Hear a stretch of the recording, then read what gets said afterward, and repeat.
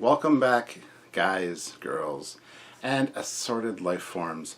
Today we're continuing our look at my sword collection. I've already done the Highlander sword, the one I have, the movie accurate one, signed by Christopher Lambert, or Lambert if you prefer. And today we're going to continue on that legacy with the Highlander TV series Duncan McClead sword. So here it is here. It's a different style dragon's head, and this one comes complete with a sheath, which does have gear to strap it or sling it over your shoulder. Unfortunately, mine has broke just because the leather got kind of dried out. So that's a bit of a shame, but it is what it is.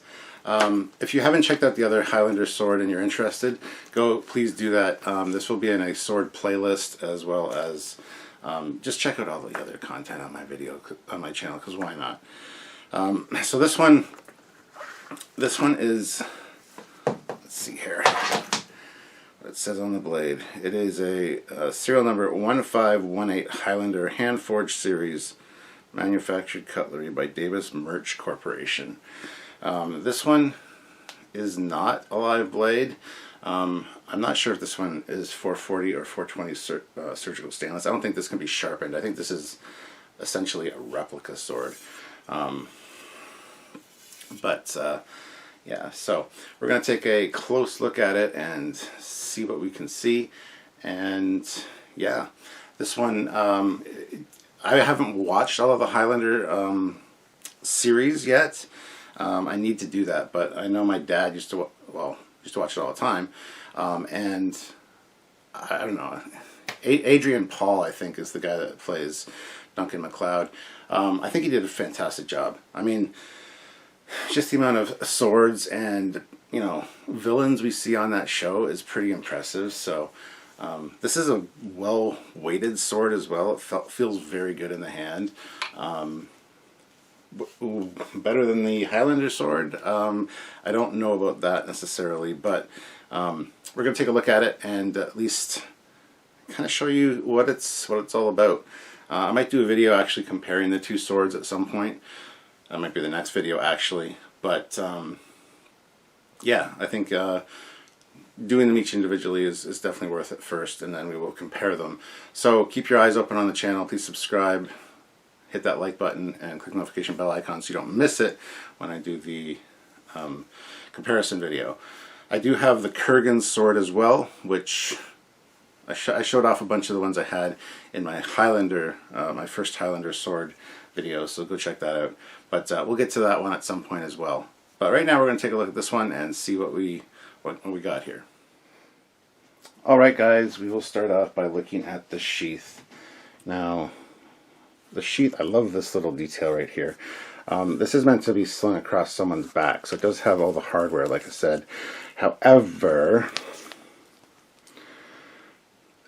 you got to make sure that your leather is well oiled and keep it kind of up to date. This one did break off because it got too dry, so I don't know if I can repair that necessarily, but it broke off there too as well. As you can see, it should be attached right there.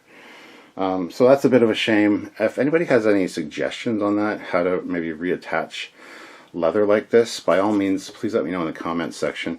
I do want to have it, slingable on the back. That'd be very cool. I only ever did that once when I first got it, and it's quite a feeling. But it is real leather, for better or worse in that regard. Very good quality, after having said it broke. But that's more my bad than anything else.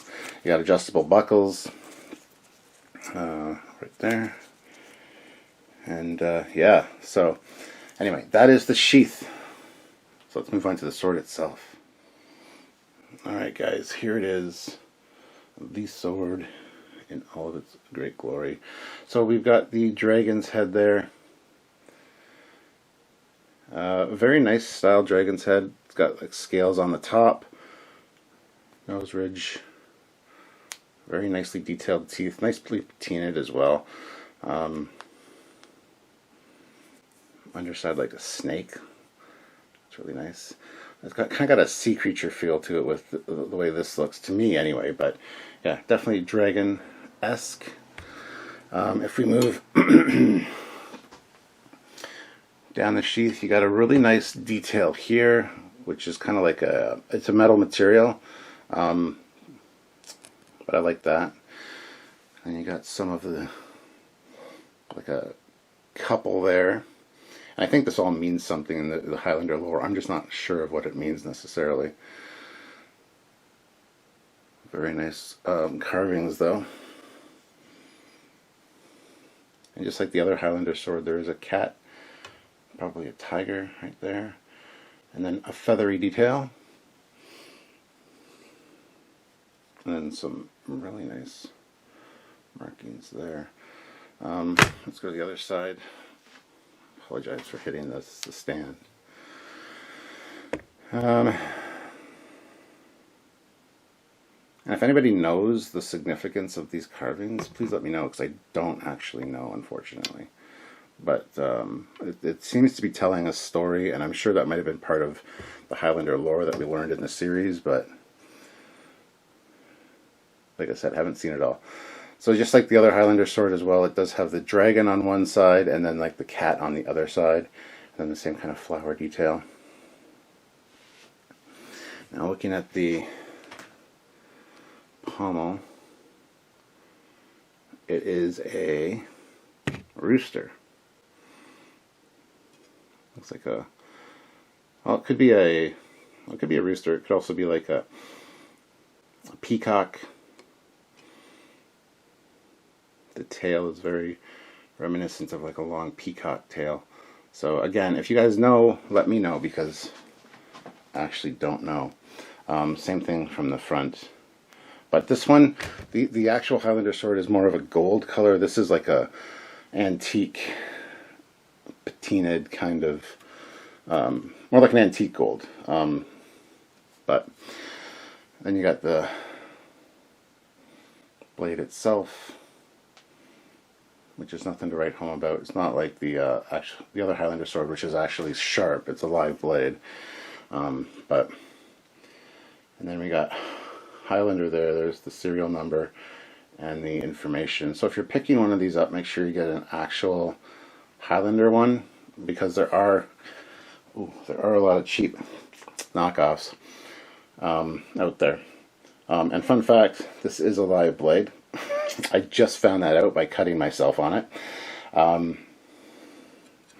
This hasn't been sharpened forever, but I did slice myself pretty good.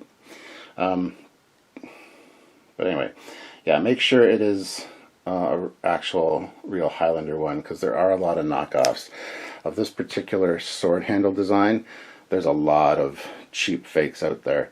Most of them, you can tell they have the red jewel there, but anyway, that is the Highlander sword. I can't believe I cut myself. But yeah, this one is a live blade. I'd forgotten about that. It's been forever since I've used these. But anyway, let's get back to the chair and close out this video. Well, there you have it, guys. There can be only one, or two, or however many I have. But yeah, Duncan McClead's sword from the Highlander TV series. A fine piece of craftsmanship. I really like the design of this handle. There are many imitation knockoffs of this. This particular one, as well as the other Highlander movie accurate sword. Usually, if it has a red jewel in it, it's a cheap knockoff. Well, not usually, every time. If it has a red jewel in it, it's a cheap knockoff. There are many versions of this particular design, though. So be careful and make sure it is, like I showed before, has Highlander on the blade there.